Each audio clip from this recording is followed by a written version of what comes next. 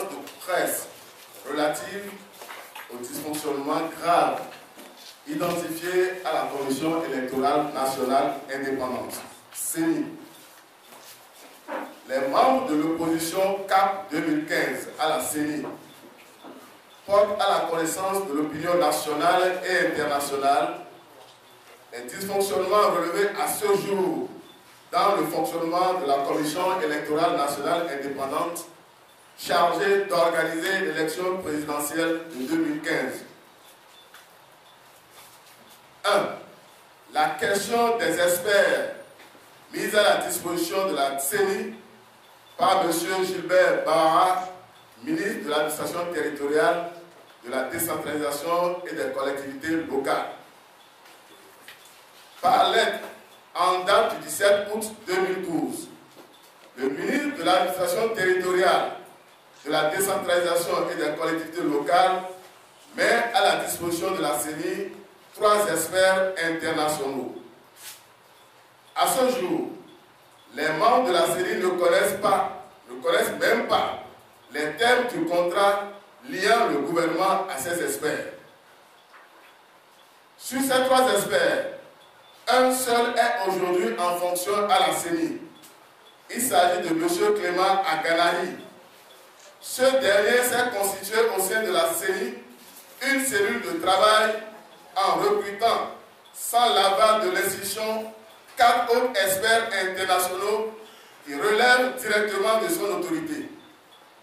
Ceux-ci devant requérir son avis avant de donner toute information au commissaire.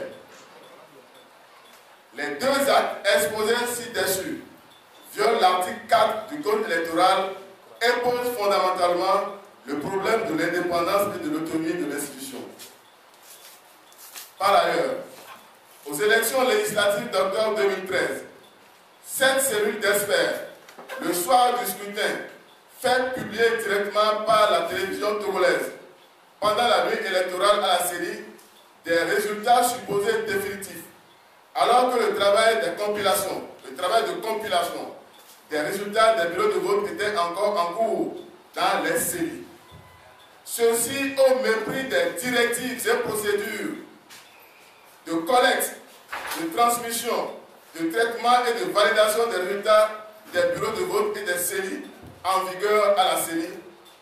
Les commissaires devant, après contrôle des résultats transmis par la CENI, les valider au cours d'une séance plénière avant d'en faire la proclamation provisoire conformément à l'article 103 nouveau du Code électoral.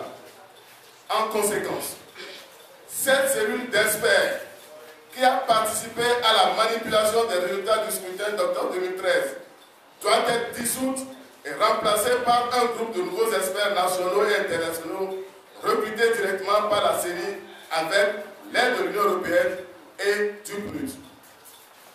2. La question de la commande de 700 000 cartes d'électeurs.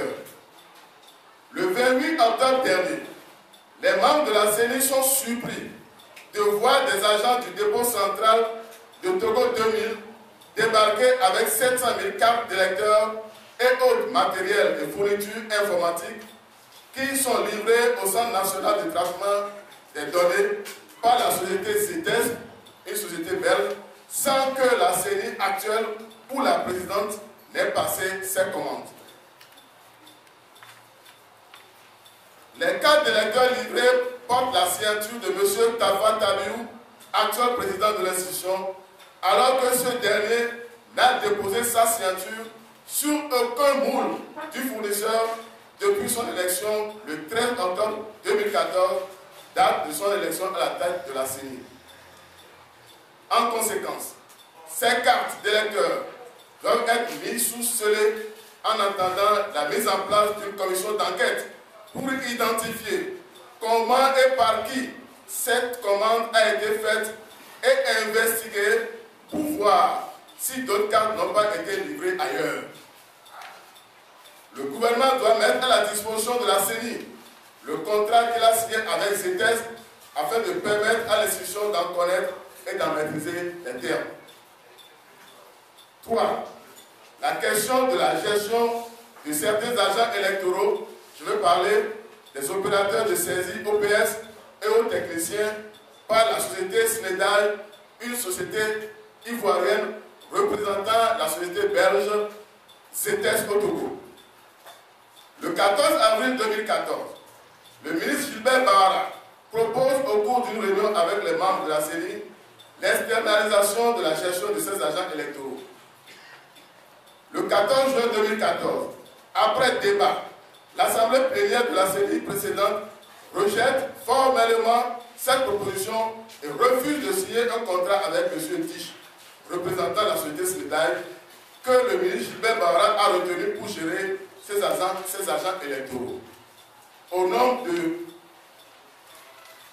3 310 personnes pour un budget d'environ 2,288 milliards de francs CFA. Malgré cette position claire de l'institution, le gouvernement, par l'entremise du ministre Gilbert Bahara, confie la gestion de ces agents électoraux à la société Sénégal, faisant perdre ainsi à la CENI son pouvoir de contrôle sur les agents d'enrôlement et l'indépendance que lui confère l'article 4 du Code électoral. En conséquence, il y a lieu de dénoncer avec force ce contrat qui augure d'ores et déjà des fraudes qui seront organisées pendant la révision des listes électorales grâce à la mainmise de la société Sénégal sur les OPS et les techniciens totalement sous son contrôle. 4. La question du recrutement des agents électoraux par l'Agence nationale pour l'emploi ANPE sur proposition de M. Gilbert Bahara.